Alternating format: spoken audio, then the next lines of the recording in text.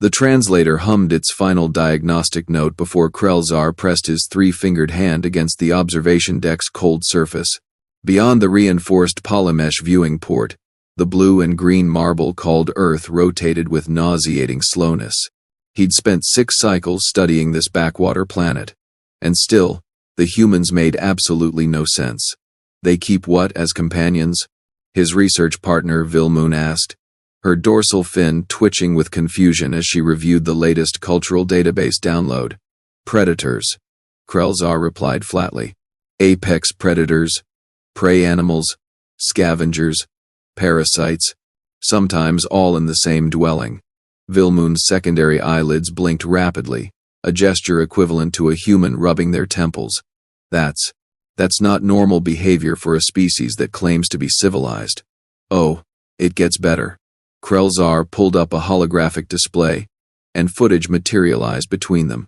A small human child, no more than 4 solar rotations, old based on their height, sat in what appeared to be a domicile garden. Next to the child, grooming its distinctly patterned fur, sat a creature the database identified as Mellivora capensis. Common designation, honey badger. That's a Class 7 aggressive predator, Vil'moon whispered, her voice climbing 3 octaves. The combat database lists them as pound for pound one of the most fearless and tenacious creatures on the planet. Why is it sitting next to something barely capable of walking steadily? The footage continued. The small human, a female named Lily according to the audio feed, was babbling something about flowers.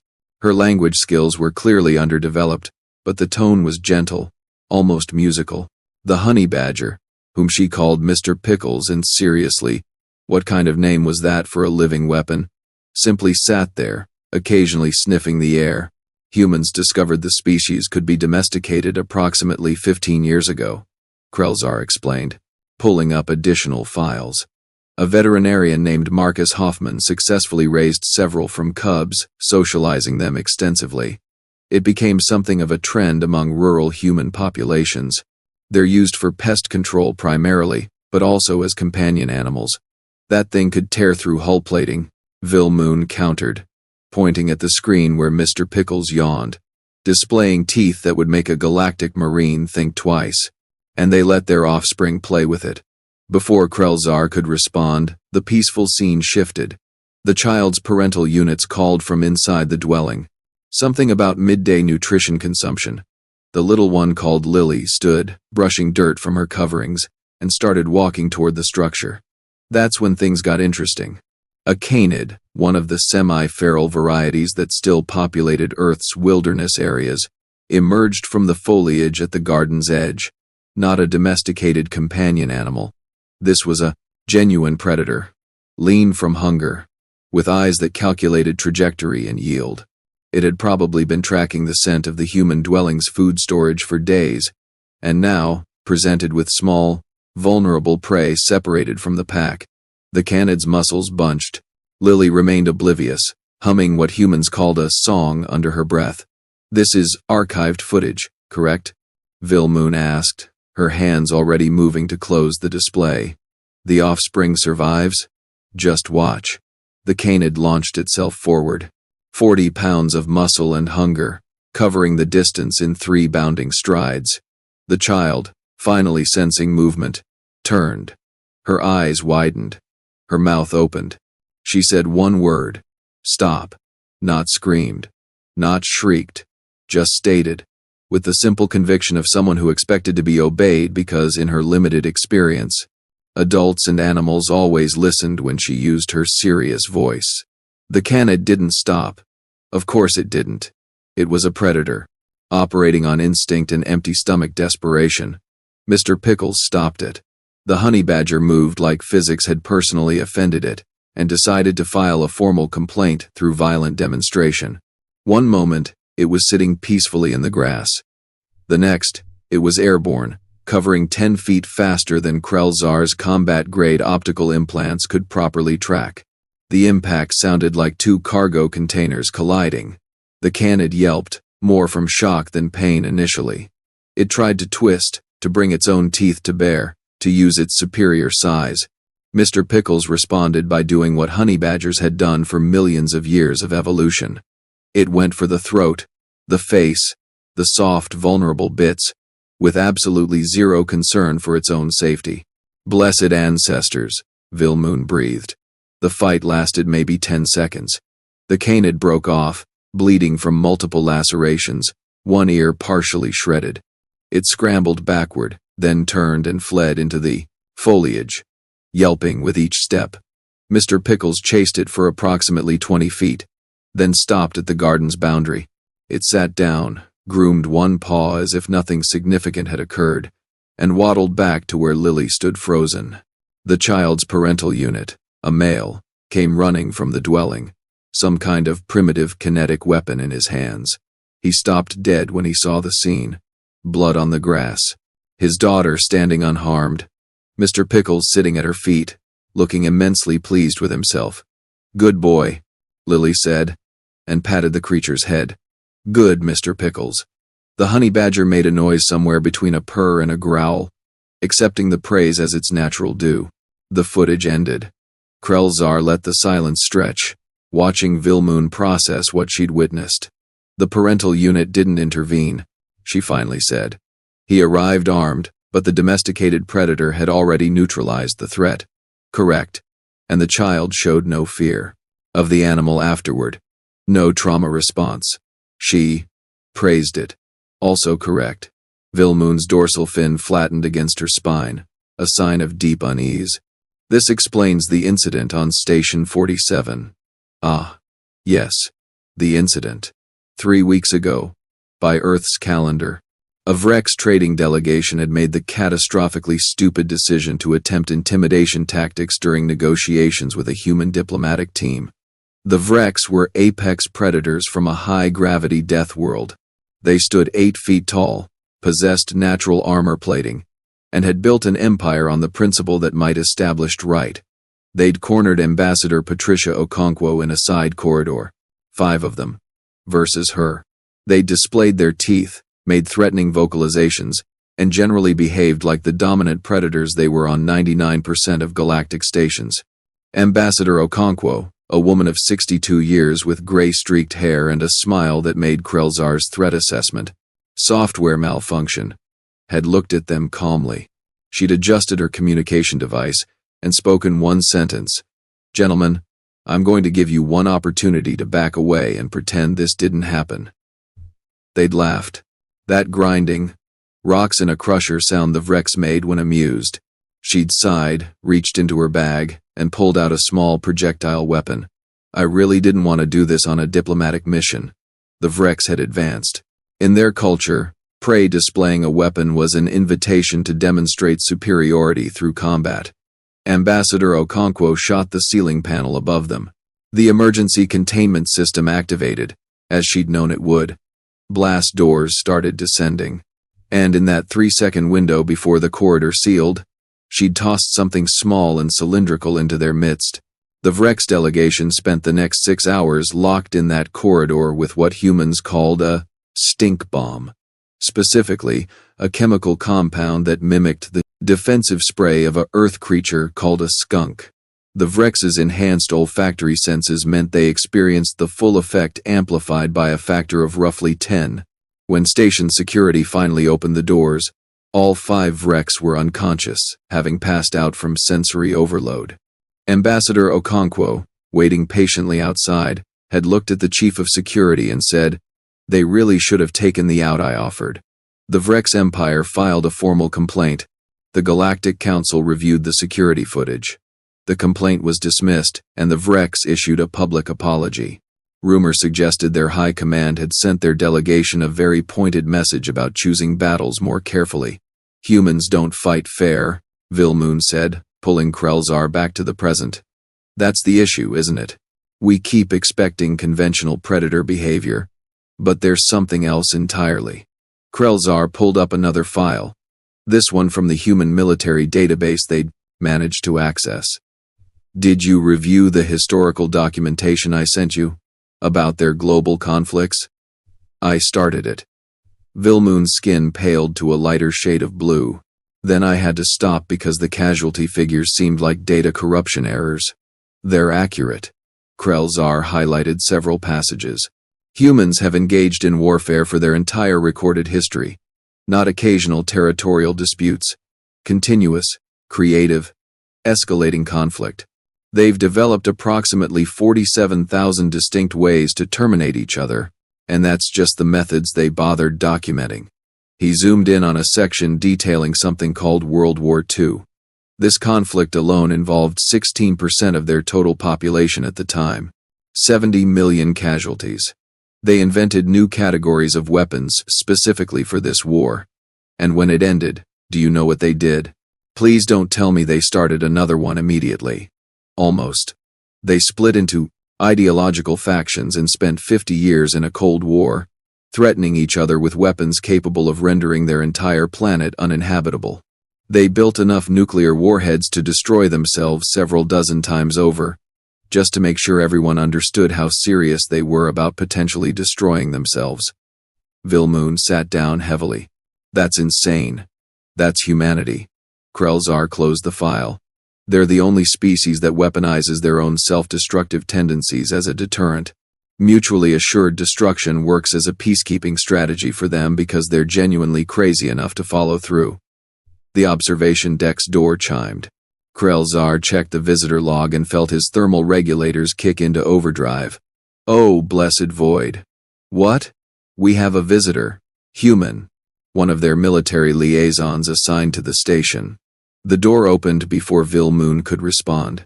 The human who entered stood approximately 6 feet tall, with close-cropped dark hair and eyes that seemed to catalog every detail of the room in a single sweep. He wore a simple uniform, dark blue with minimal decorations, but he moved with the controlled grace of something that had been extensively trained in violence. Doctors Krell'zar and Vil'moon? His voice was pleasant, almost friendly. I'm Lieutenant Jackson Hayes, attached to the human diplomatic security detail. I hope I'm not interrupting? Not at all. Krell'zar managed, trying to keep his voice steady. How can we assist you, Lieutenant? Hayes smiled. It didn't reach his eyes. I've been informed that you two have been conducting research on human cultural behaviors and defensive capabilities. Nothing wrong with that, of course. We're an open book when it comes to academic study. But my superiors wanted me to extend an invitation. An invitation? We're conducting training exercises in Section 12 of the station, starting next cycle. Live demonstrations of various defensive tactics and companion animal handling protocols. We thought you might benefit from first-hand observation. Hayes pulled out a data slate and set it on the nearest surface. Schedule, safety protocols, observation parameters, all very standard. Vil'moon's dorsal fin was practically vibrating. That's very generous. But we insist, Hayes interrupted, still smiling that empty smile. After all, understanding between species is built on direct experience, not just data analysis. Wouldn't you agree? Krell'zar felt his secondary heart rate accelerate. This wasn't an invitation. This was a polite reminder that humans knew they were being studied, and they wanted to control the narrative.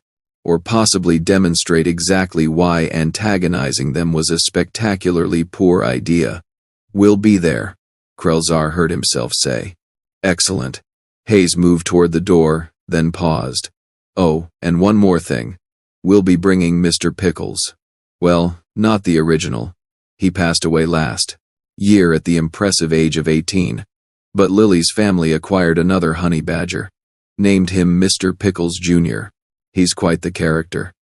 Hayes's smile finally reached his eyes, and somehow that was worse. I think you'll find the demonstration very educational. The door closed behind him. Vil'moon turned to Krell'zar slowly. We're going to die, aren't we? Probably not, Krell'zar replied, pulling up the data slate Hayes had left behind. But we're definitely going to regret our career choices. The training schedule loaded. Krell'zar scanned through the listed activities. Basic defensive formations, tactical response protocols, companion animal coordination exercises. And there, buried in the middle of the schedule, One line item that made his translation software hiccup trying to process it properly. Demonstration. Why humans don't lose. Practical application with live scenarios. Vil'moon leaned over his shoulder to read it. Her dorsal fin went completely dopsed, flat. That's not ominous at all. We're scientists, Krell'zar said, trying to inject confidence he didn't feel into his voice. We observe, we document, we learn. How bad could it possibly be? The question hung in the recycled station air, unanswered, while Earth continued its slow rotation beyond the viewport. Somewhere on that blue marble, honey badgers were being trained. Humans were planning creative new approaches to conflict resolution, and Lily was probably teaching Mister Pickles Jr. to sit on command. Krell'zar had a sudden, intense desire to request a transfer, preferably to somewhere quiet, maybe a remote research station studying mineral deposits in dead systems. Somewhere humans had absolutely no reason to visit, but scientific integrity demanded he see this through, even if it killed him, which, given what he'd learned about humans in the past 6 cycles, was a disturbingly non-zero possibility. The training facility in Section 12 looked deceptively normal. Standard military layout, reinforced observation booth, tactical mats covering the floor. Krell'zar adjusted his protective gear for the 3rd time, convinced it wouldn't actually protect him from anything humans considered training. Relax. Lieutenant Hayes called from the floor below. We're not going to hurt you.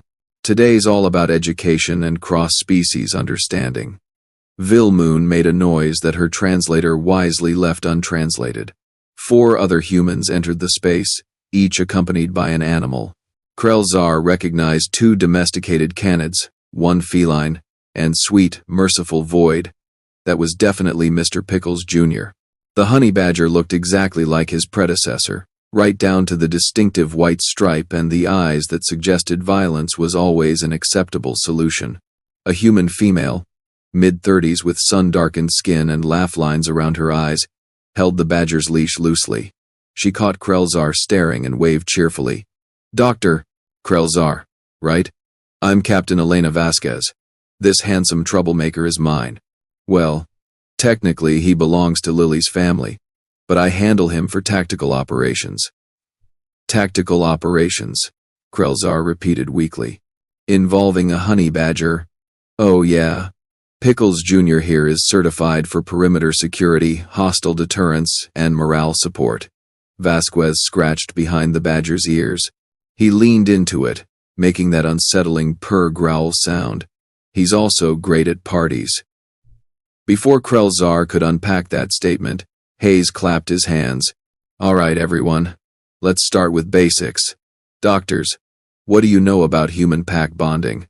Your species forms emotional attachments with virtually anything, Vil'moon answered from behind her blast shield. She wasn't taking chances, including creatures that should theoretically be threats. You anthropomorphize, you adopt, you integrate these beings into your social structures. Close, Hayes gestured, and a holographic display activated. But it's deeper than that. Humans don't just bond with animals. We bond with ideas, places, objects, causes. We'll die for abstractions. We'll kill for symbols. And when we bond with something, we extend our protective instincts to it completely. Which brings us to today's first lesson. A door opened on the far side of the facility. 3 beings entered, and Krell'zar's threat assessment implants immediately started screaming warnings. Vrex, the same species from the diplomatic incident. These 3 looked like military, heavily muscled even by their standards, moving with predatory confidence. Gentlemen, Hayes called out. Thanks for volunteering. This is a standard scenario exercise. You 3 represent a hostile boarding party. Your objective is to reach that door behind me. He pointed to an exit on his side of the room. Our objective is to stop you. Non-lethal engagement only. Obviously. Medical teams are standing by. Everyone clear on the parameters? The lead Vrex bared his teeth, a gesture that meant agreement in their culture but looked disturbingly threatening. We understand, human, though I question whether you'll provide adequate challenge. Hayes's smile could have frozen hydrogen. We'll try our best. Begin on the countdown. 3, 2, 1. Mark. The Vrex moved fast, fanning out in a classic pincer formation. They'd clearly studied human defensive tactics and planned to overwhelm through coordinated assault. Smart, professional, exactly what Krell'zar expected from a warrior culture. The humans didn't move at all. They simply stood there, animals at their sides, waiting. The Vrex closed to 20 feet. 15, 10. Release, Hayes said quietly. 4 things happened simultaneously. The 2 canids, despite being smaller than their wild cousins, lunged forward with precision that spoke of extensive training. They didn't attack directly. Instead, they flanked, barking with a frequency that made the Vrex flinch and break. Formation. The feline, a massive orange tabby named Sir Reginald according to the identifier tag, somehow climbed vertically up the nearest Vrex's armor plating and proceeded to yowl directly into his audio receptors while clawing at anything exposed. And Mister Pickles Jr. lived up to his genetic legacy by going absolutely berserk. The honey badger hit the lead Vrex low, targeting joints where armor plating met. The Vrex tried to shake him off, but Pickles had clearly been training for exactly this scenario. He twisted, bit, clawed, and when the Vrex finally managed to grab him, the badger went limp for exactly half a second before rotating in a move that defied skeletal structure and sinking teeth into the Vrex's wrist. The warrior dropped him with a roar of pain. Pickles landed, rolled, and immediately went for the second Vrex. Tactical retreat, the lead Vrex shouted, and the 3 of them backed toward their entry door, trying to maintain defensive posture while small, furious earth creatures harassed them from every angle. Recall, Vasquez commanded. The animals immediately disengaged, returning to their handlers. Pickles Jr. sat at her feet, tongue lolling, looking immensely satisfied. The Vrex made it through their door. Medical drones floated after them, already administering treatment for minor lacerations and what looked like a sprained wrist. Hayes turned to the observation booth. Lesson 1 complete. Humans augment our defensive capabilities by incorporating other species' evolutionary advantages. We don't fight alone. We never have. Questions so far? Krell'zar's translator struggled to form words. That was coordinated. Years of training, Vasquez confirmed, giving Pickles a treat from her pocket. These animals are selected for temperament, intelligence, and drive. Then we socialize them extensively, train them to work with humans and each other, and integrate them into tactical units. Pickles here has more combat certifications than most enlisted personnel. But why? Vil'moon asked, her voice climbing again. You have advanced technology, superior weapons, tactical advantages. Why incorporate animals into military operations? Hayes pulled up another display. Because other species underestimate them. Because they're loyal in ways that can't be bought or intimidated. And because, frankly, they scare the hell out of everyone. He zoomed in on footage from the exercise, freezing on a shot of Pickles mid-leap. Look at that. 20 pounds of controlled fury. No armor. No weapons. Just evolutionary perfection for his specific niche, guided by human tactical direction. Terrifying, Krell'zar muttered. Exactly. Hayes's smile returned. But that's just surface-level understanding. The real question is why this works.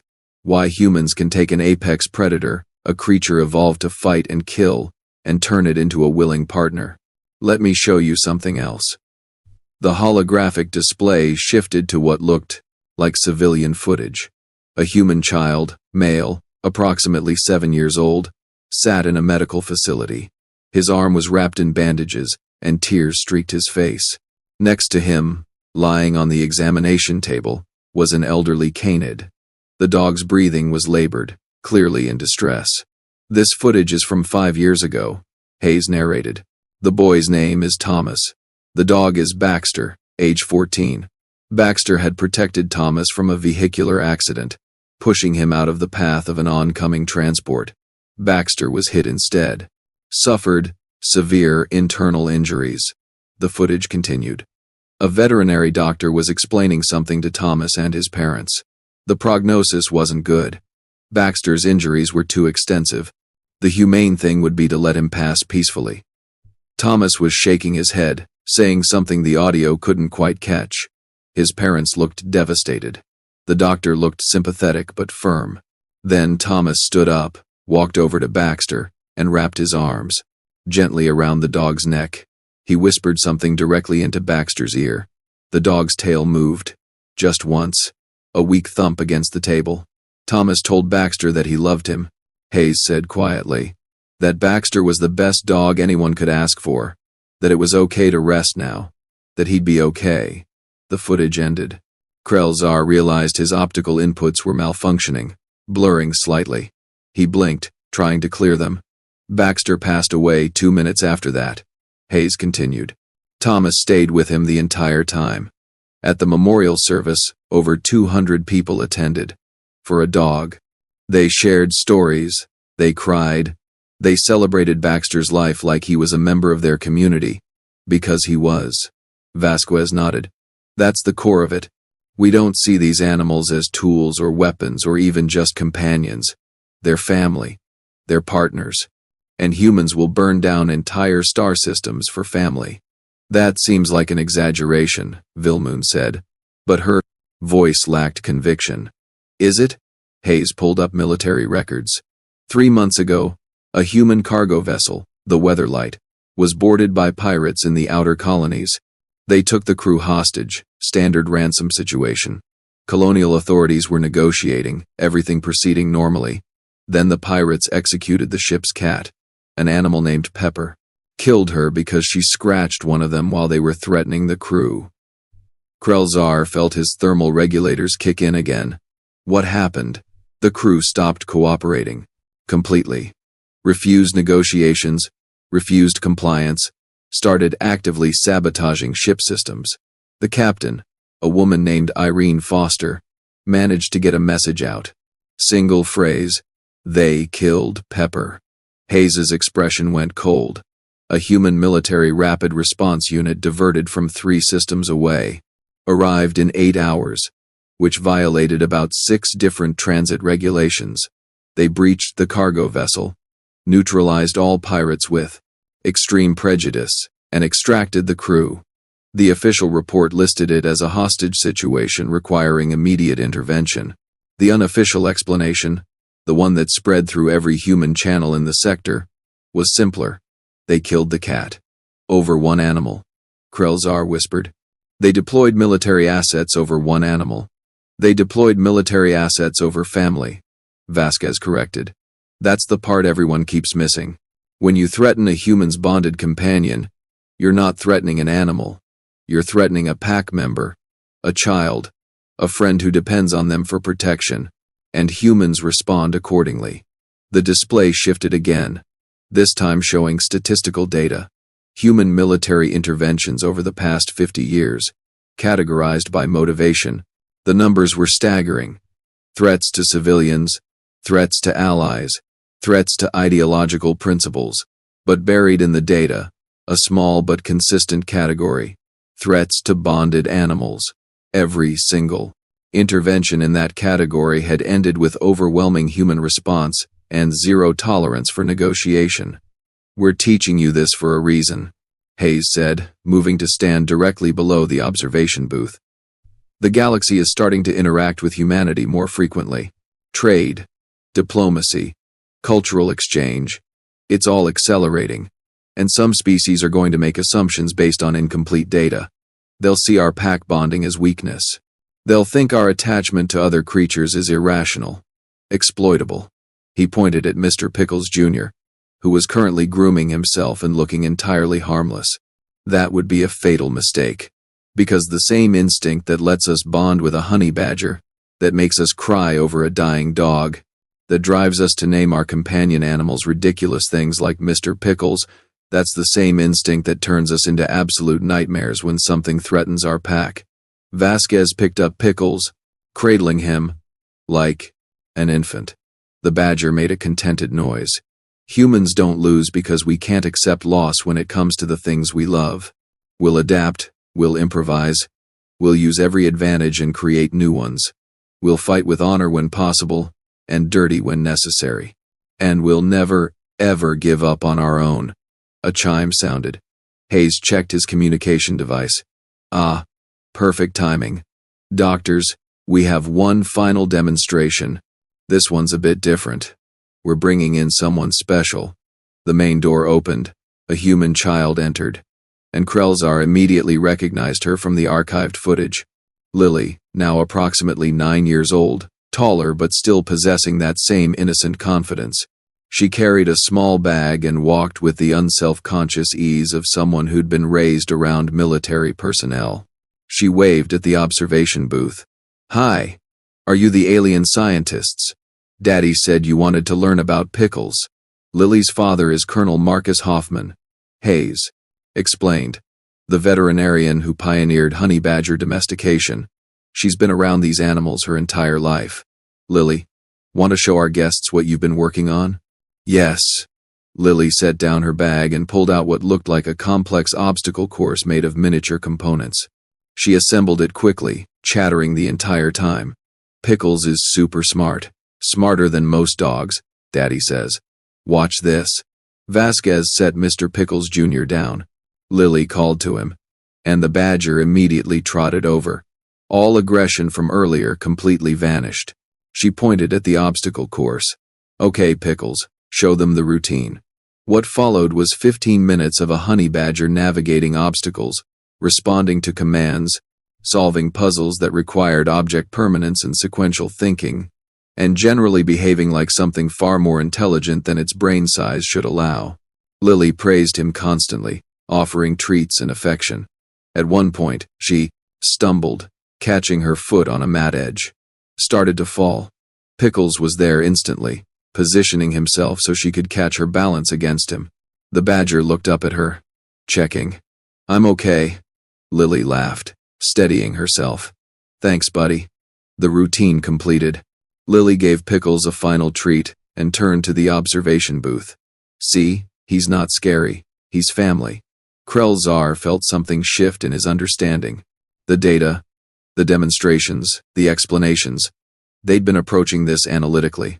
But watching a child interact with a creature that could theoretically harm her, seeing the absolute trust in that relationship, that transcended analysis. "Questions?" Hayes asked. Vil'moon spoke first. "What happens if someone threatens her? While she's with Pickles? Then that someone makes the last mistake of their life," Vasquez said simply. "Pickles is trained for protection work specifically. He knows the difference between play, threat assessment, and genuine danger. If someone tried to harm Lily, he'd respond with everything evolution gave him, guided by the training we've provided. And he wouldn't stop until either the threat was neutralized or he was physically incapable of continuing." "And Lily knows this?" "Of course." Hayes nodded. "Human children raised around protection animals understand from an early age that their companions serve dual purposes, friend and guardian. It's why we invest so heavily in proper training and socialization. The animal has to be safe around the child while remaining capable of defending them." Lily had wandered over to where the Vrex had entered earlier. She touched the door curiously. "Did the big scary aliens run away?" "They retreated tactically," Hayes corrected with a smile. "Pickles and his friends were very persuasive." "Good." Lily nodded seriously. "Running away from fights is smart if you're outmatched. Daddy taught me that. He said humans don't always win by fighting. Sometimes we win by being too annoying to fight." Krell'zar couldn't help it. He laughed. The sound surprised him, a rasping bark from his vocal apparatus. But the child's unintentional summary of human tactical philosophy was too perfect. Hayes grinned. "She's not wrong. Persistence, adaptability, refusal to accept defeat, those are all force multipliers. Pair that with our tendency to befriend everything and integrate their strengths into our own capabilities, and you get a species that's very, very difficult to suppress." Vasquez collected Pickles, who'd finished his post-performance grooming. "The galaxy is full of species stronger than humans, faster than humans, more technologically advanced, but none of them have figured out how to weaponize compassion the way we have. We turn friendship into tactical advantage. We transform loyalty into strategic asset, and we do it so naturally that we don't even realize how strange it is. Lily was dismantling her obstacle course, humming that same tune from the archived footage. Pickles watched from Vasquez's arms, content and alert simultaneously. One more thing, Hayes said, his tone shifting to something more serious. The reason we invited you here, the real reason, is because humanity's going to be joining the Galactic Council formally in 6 months. Full membership, full participation in intergalactic affairs, and we wanted someone to understand what that means. He pulled up a final display. Population statistics, resource allocation, military readiness indicators. We're not coming as supplicants. We're not joining because we need protection or resources or technology. We're joining because we believe in the concept of unified cooperation. But make no mistake, doctors.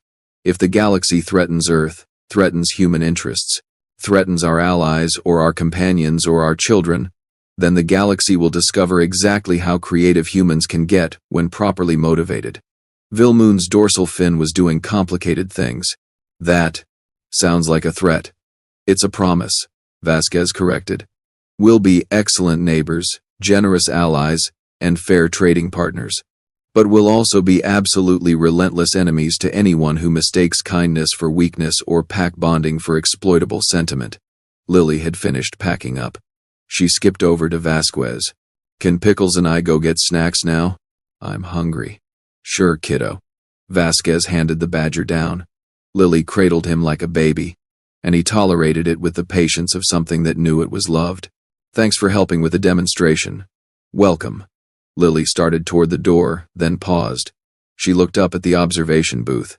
It was nice meeting you, alien scientists. Don't be scared of humans. We're actually really nice once you get to know us. Just don't hurt our friends. She left, Pickles Jr. contentedly draped over her arms, already chattering about whether they should get fruit snacks or crackers. The silence that followed lasted approximately 30 seconds. So, Hayes said, breaking it. Report due to your superiors in 2 weeks, correct? We'll provide full documentation of today's exercises, plus access to our cultural database and historical records. We want the council to have complete information about humanity before the membership vote. Krell'zar descended from the observation booth, his legs slightly unsteady. Lieutenant, can I ask you something off the record? Sure. Are humans actually as dangerous as you've spent the last 2 hours suggesting? Or is this elaborate psychological warfare? Hayes considered the question seriously. Yes, that's not an answer. Sure it is. Hayes smiled, and this time it reached his eyes genuinely. We're as dangerous as we need to be, and as kind as we're allowed to be. The trick is figuring out which approach serves the greater good in any given situation. Most of the time, we prefer kindness. It builds better relationships, creates stronger alliances, makes the universe a more interesting place. And the rest of the time? The rest of the time, we have Mister Pickles. Hayes gestured around the training facility. This is humanity. Doctors. We make friends with apex predators and teach them to protect our children. We cry over dying animals and then build weapons capable of cracking planets. We're simultaneously the most empathetic species in the galaxy and the most terrifying, and we're completely aware of the contradiction. Vasquez joined them, having escorted Lily out. The galaxy's going to have to adapt to us being part of the conversation. Some species will find it easy, others will struggle. But everyone needs to understand that humanity brings both our compassion and our capacity for violence to the table. They're not separate traits. They're two sides of the same evolutionary coin. Krell'zar thought about the footage of Lily and the original Mister Pickles, about the Vrex retreating from trained animals, about humans deploying military assets over a cat named Pepper. He thought about pack bonding and tactical philosophy, and a child casually stating that running away was smart strategy. We'll submit our report, he said finally. With full documentation and comprehensive analysis, the council needs to understand exactly what they're voting on. That's all we ask. Hayes extended his hand, a human gesture of goodwill. Krell'zar clasped it carefully, feeling the strength in those deceptively soft fingers. "Welcome to humanity's neighborhood, doctors. We're glad to have neighbors who take the time to understand us." 3 weeks later, Krell'zar stood in the council chambers, having delivered his report to the assembled representatives. The debate had raged for hours.